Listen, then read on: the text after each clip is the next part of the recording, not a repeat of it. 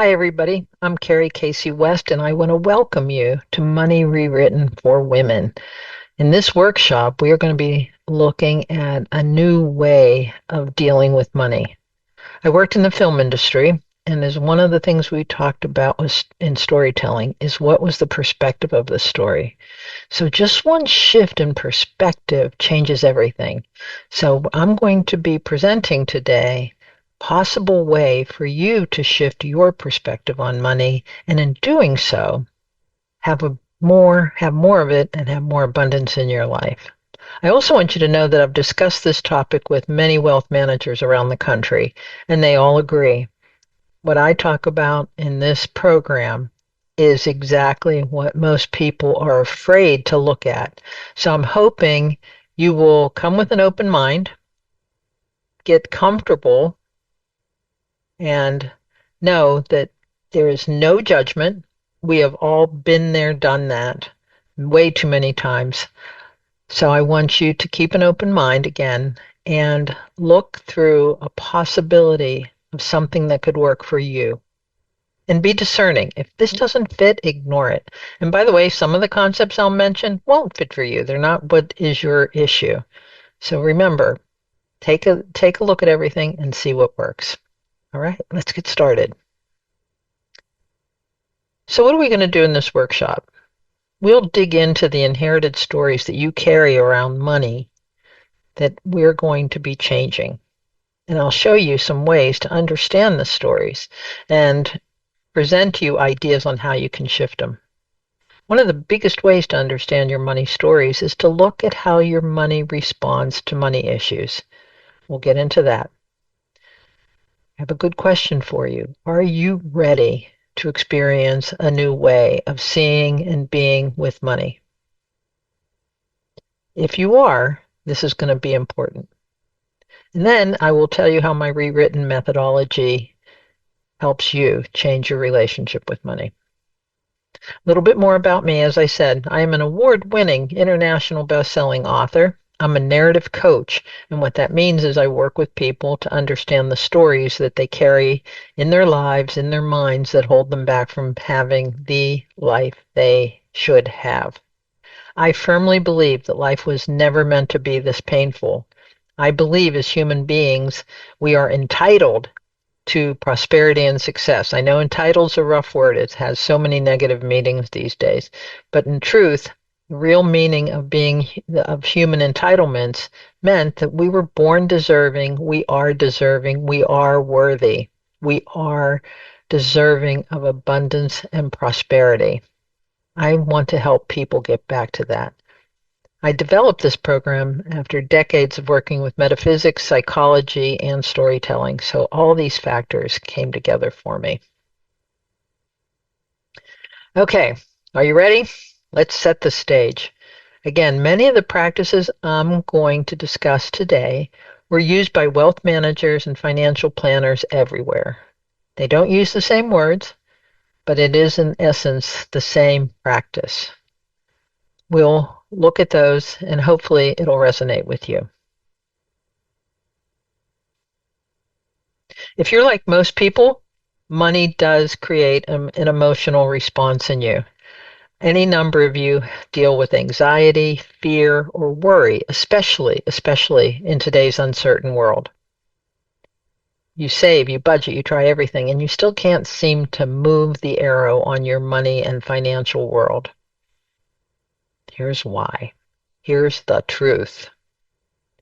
You can't change your behaviors around money if you don't first look at your emotions and your beliefs around money. Say it again. Your emotions and beliefs are where you need to focus to make lifelong, lasting change. It comes from building a relationship with money, not a new spreadsheet. You can have all these tools, and AI is probably going to present you with a lot more tools in the years to come.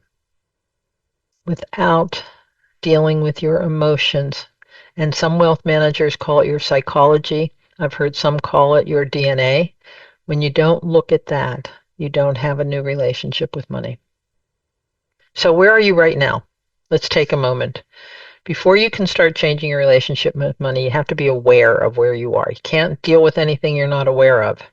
So I want you to look at this chart, and I want you to think about what comes up for you as you look at money, as you look at your bank account, as you look at your budget, when you get a credit card statement. What kind of words come up for you? Pick two from this list. And I'm going to take a moment here and let you look at it, go over it. You can stop the recording if you want, but take a look at this. Pick two words. And then think about, why did you choose those words? None of them are bad. They're just a clue as to where you are when it comes to your relationship with money.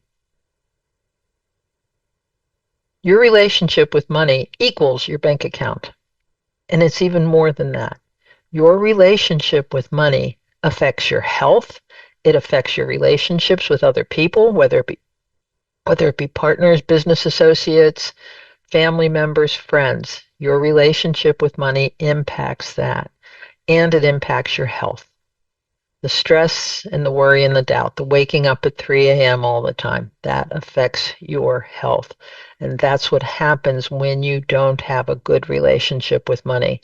When you have so much anxiety and stress around it, you don't have a healthy relationship with money. Yep, a relationship with money. You all have one. It's how you think about it, it's what you feel about it, it's how you act around it. Do you hold on to it for fear if you spend something it's going to cause you problems? Do you overspend? During the holiday season, a lot of people spend too much money. Too much money. I don't know if it's too much or not. It depends on you, your budget, and what your values are.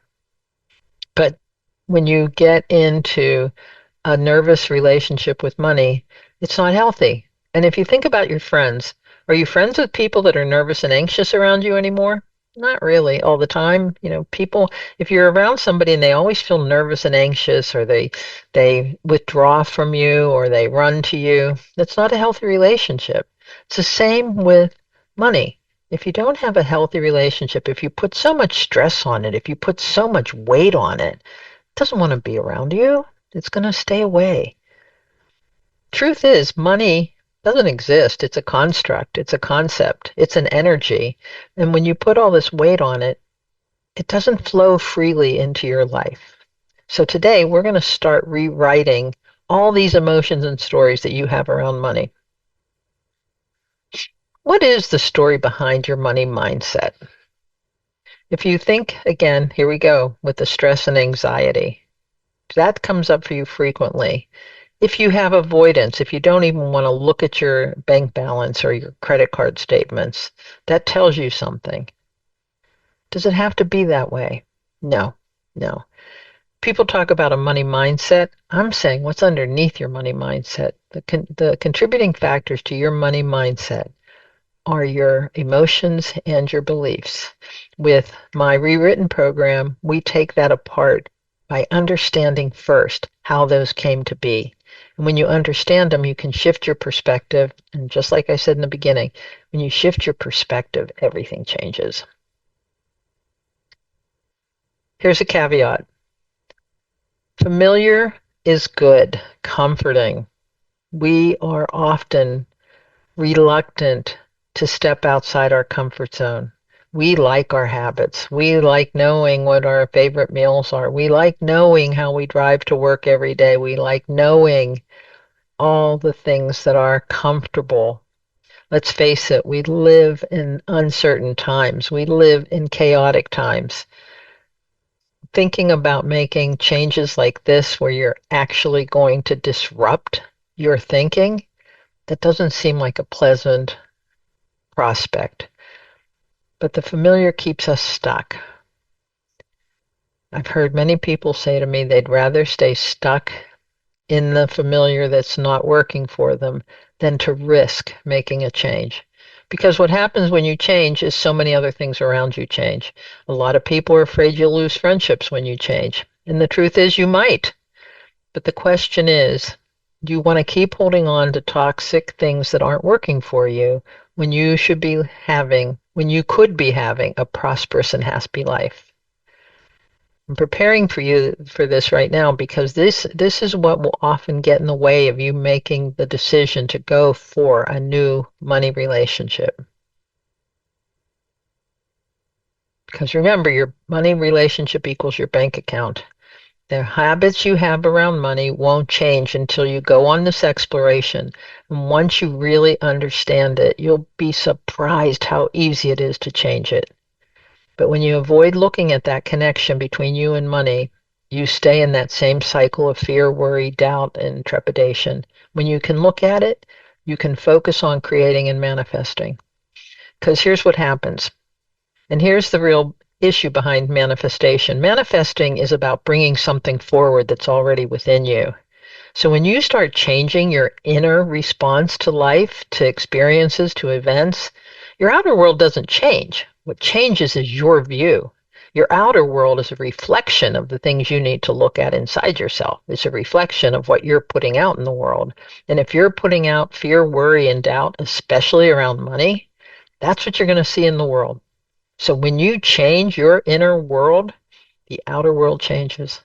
And I want you to know, I have so many examples. I've done this, and many people who have worked with me saw very quick results when they started looking at their inner responses to money. You can too. So, what are the elements of your money script? We're going to start looking at the components that go into money scripts. So, you have some of these to varying degrees, but there's going to be one or two key ones that will be important for you to explore. Everybody has an origin story, an origin story that they inherited. Your origin story came from your family, came from what time of, not what time, where you were in the decades that you were born. I was born in the 50s, so there was a whole different view of money then than there is today. Where were you in that cycle of life? So those pressures, those stories, what's going on in the world affects your origin story. Your origin story is 9 times out of 10 present today. Who you were then is why you are who you are today. Your family's relationship with money, another important factor. I had a client who was very wealthy, had a trust fund, wouldn't spend a dime because her father told her time and again that since she wouldn't be working, she was always at risk of losing the money. So she was terrified. Here she could have been having this beautiful, wonderful, prosperous life, but she was terrified. She did not know how to be fiscally responsible. He didn't educate her on how to handle the money. He just gave it to her. So she just hoarded it, afraid to spend it because she didn't know what she would do with it. She didn't know what she would do if it ran out. These origin stories also contribute to the messages we give ourselves. We repeat messages that we heard when we were younger, and we hold on to them like they're fact. You know, mind your budget, pay attention, don't go overboard. Those kinds of messages keep telling you that there's a world of lack and scarcity. When you have those messages, you're putting those out in the world, so that comes back to you as a world of lack and scarcity. Do you believe you can be abundant? Do you believe this will work for you? For many people, this is the deciding factor. If you don't believe that abundance is your deserving, that you deserve to be abundant, then that's a problem right off the bat. That's something you need to look at before you can change anything else. For women, we have some other weights that are put on us when it comes to money. We don't have access to loans. In fact, it wasn't until 1974 that women could even apply for a credit card. 1974. Pay gaps. It's a well-known situation that women are generally paid less than men. That's really unfortunate, and it's unfortunately true. Cultural pressures. Even today, for women, there are cultural pressures about making money. I actually had somebody say to me, "You don't need a raise, you have a husband." How about that? I laughed. And women are undereducated when it comes to money matters. So we need to start lifting those bugaboos because we can change these things. Women also have a unique response to money. Women tend to have more emotional responses. I think men have emotional responses as well, but they shove them down.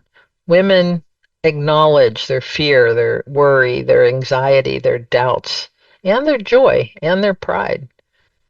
Women are known to be more practical. They are more risk adverse. They like to save and budget and be prepared for a rainy day.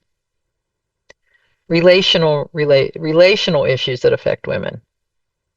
Are you the caretaker? In partnerships, men and women, the traditional family setup, the woman is the caretaker, the male is the provider. Professional issues. Women tend to charge less for their services, and they typically have a struggle with negotiating their salaries. It's getting better. I'm hearing stories all the time, and I've helped quite a few women solve this one for them. But it's still something that we need to work on. Somatic feeling. Your body is a great thermometer to show you your money story. Teeth grinding, clenched jaws, shallow breathing, tightening in your chest, upset stomach, panic attacks, nail biting. All of these are clues that you're in a story that's not supporting you. It also could be a clue that you're stepping outside your comfort zone. So pay attention and take a check. Ask your body when you get into that moment, is this because I'm doing something outside of my familiar zone, or is this my old story telling me, don't do it, to protect me? Many parents would tell their kids things and say, I'm only doing this to protect you. I'm only doing this so you don't get hurt. I don't want you to be disappointed. That's because that's their story. They're passing on their story to you. You don't have to accept that. Also, women have a tendency to ask permission than take charge. I help people of all sexes, of all genders, decide that they can take charge of their life. No judgment, no shame. You are allowed to be in charge of your life. Another clue on your money story is the language you use around money. How many of you have heard money doesn't grow on trees?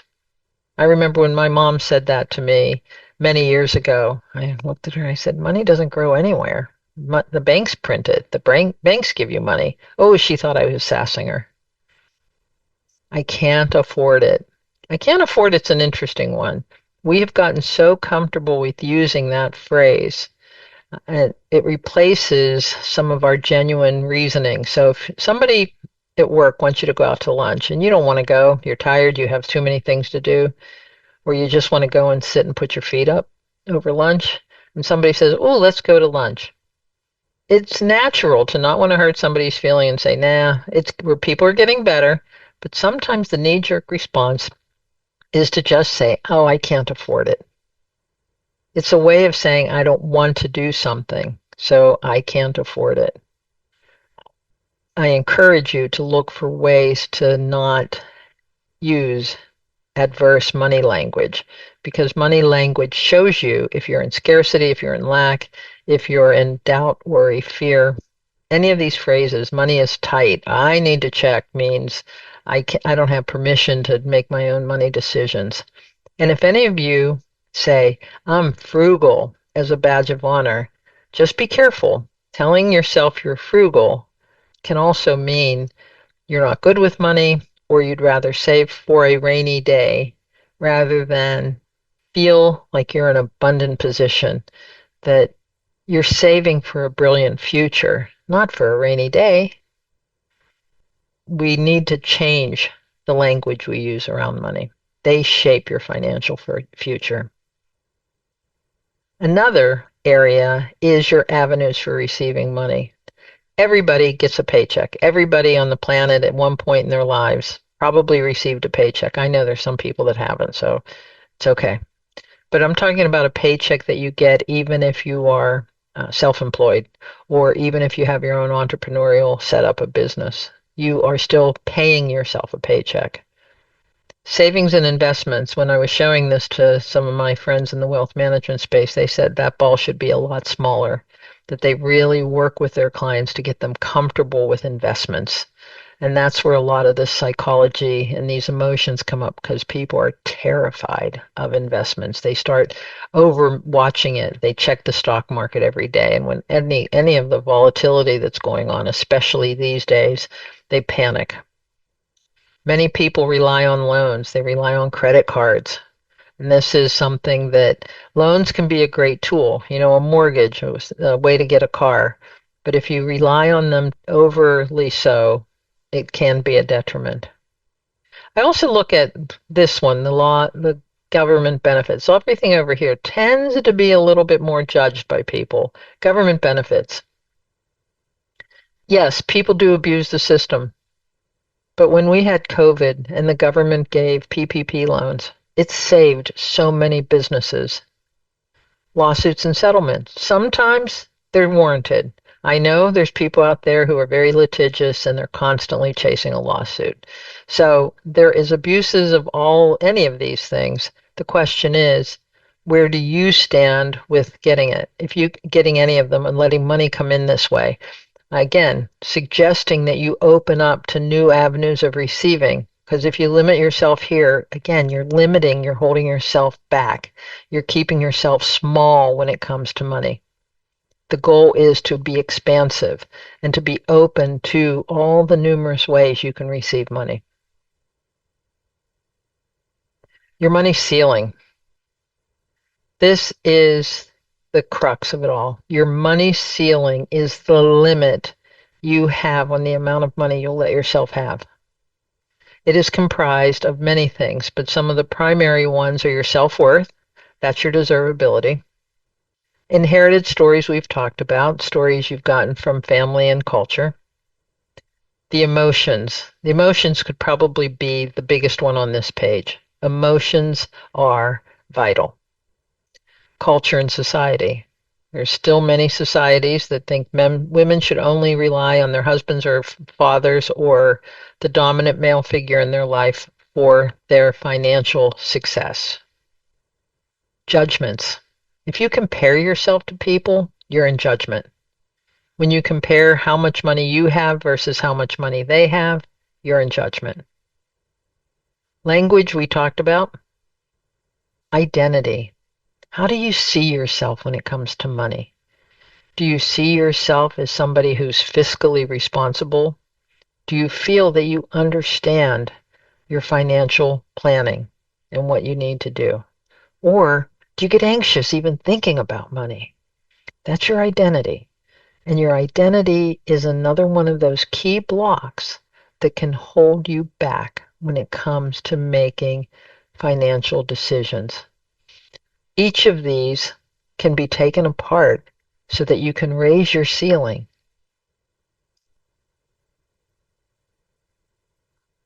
My rewritten philosophy.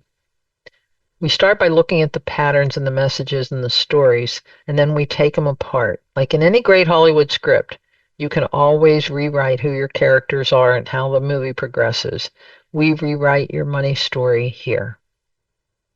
It starts with acknowledging your current financial situation. This is the awareness I've been talking about. You have to acknowledge. You have to honestly look, how much money do you have? And how do you want to spend it? That's the basis for any budget. How much money do you have and how are you going to spend it? Bills, uh,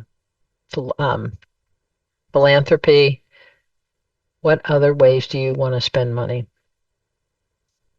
Recognize that you are in charge.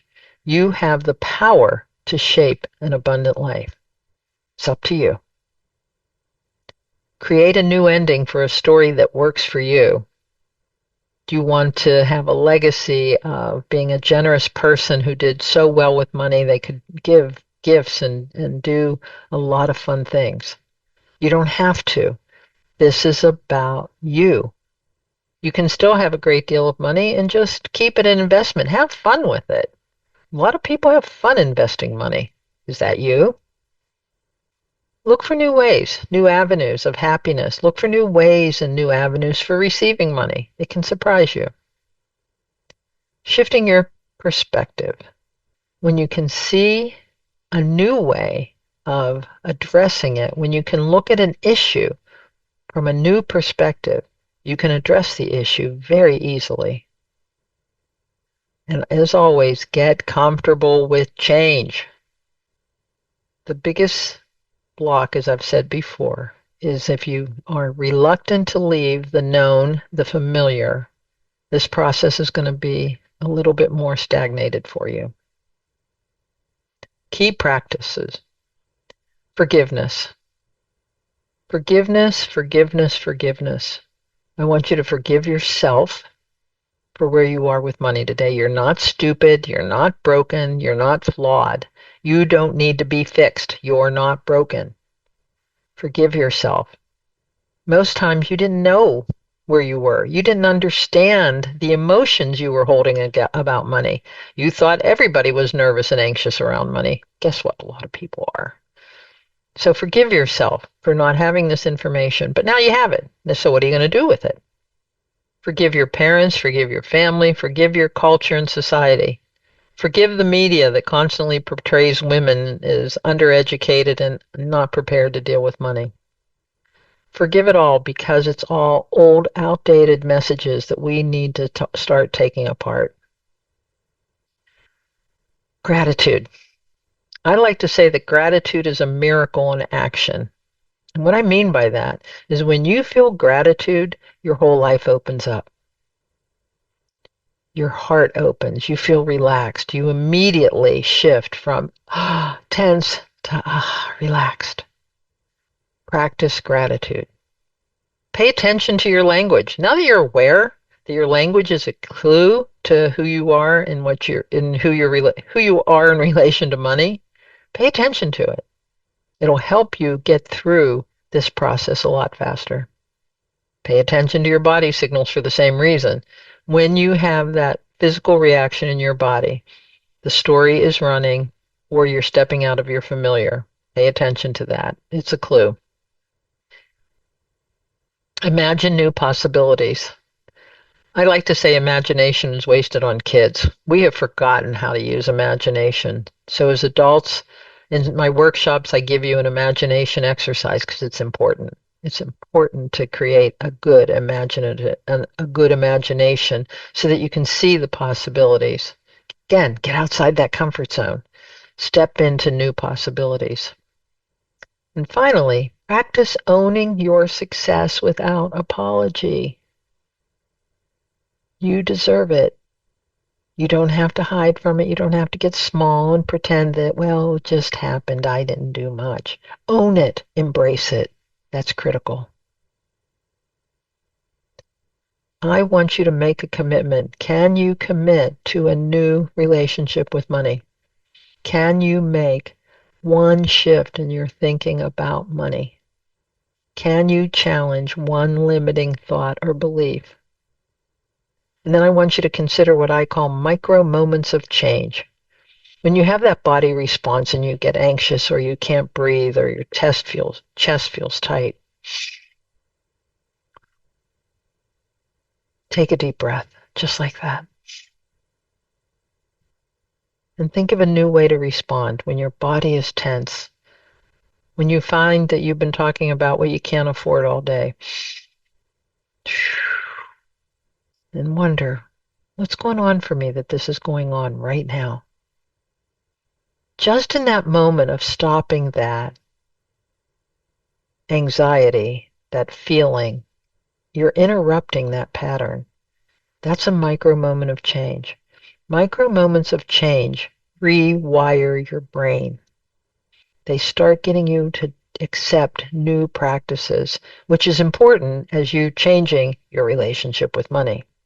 Practice micro moments of change. And then build a new financial strategy. Take actions. Look at budgeting now without getting scared and having these crazy moments when you're going to look at budgets.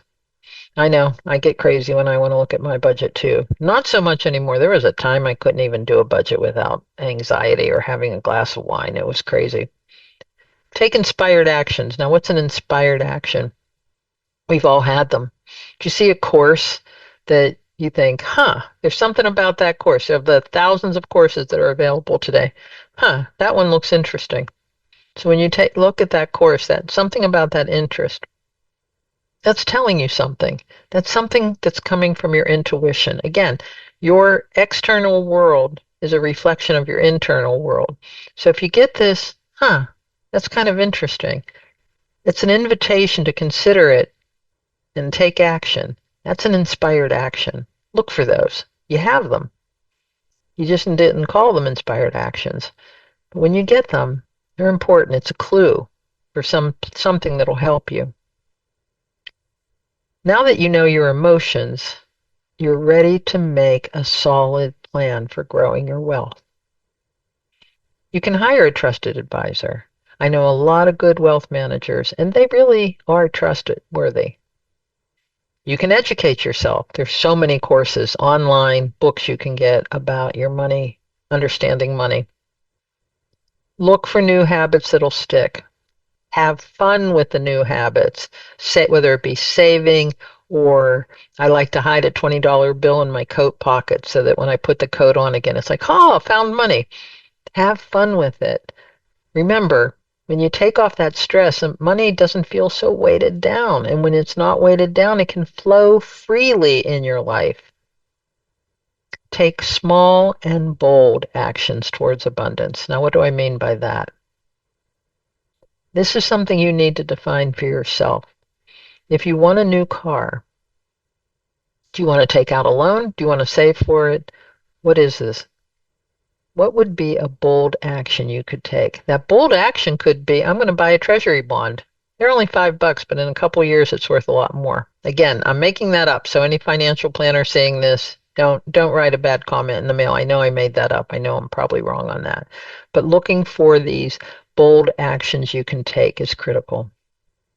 Watch your savings grow and practice gratitude. I have a great gratitude mantra that is, I am grateful for what I have and all that is coming my way. Again, that's to keep me in a state of gratitude. When you're in a state of gratitude, more things come your way because, again, it's an attractor. It's an attractor. Unlike stress, anger, worry, doubt, those keep things away. They reject good things happening to you. Practice gratitude. As I said, gratitude is a miracle in action. I want to give you a thought about affirmatives, ending on this note with affirmations and positive thinking. I'm a firm believer in affirmations. I have signs everywhere. But if you don't deal with what's underneath it, they don't work.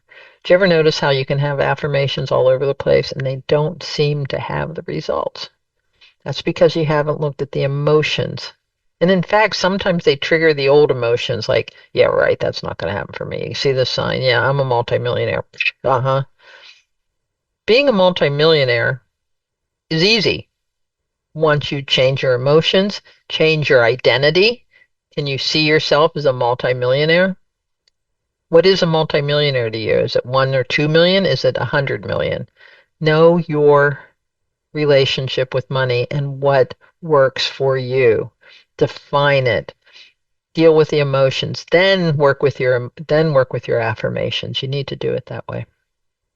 Okay. I'm going to end on a visualization exercise. This won't take long. I want you to get comfortable.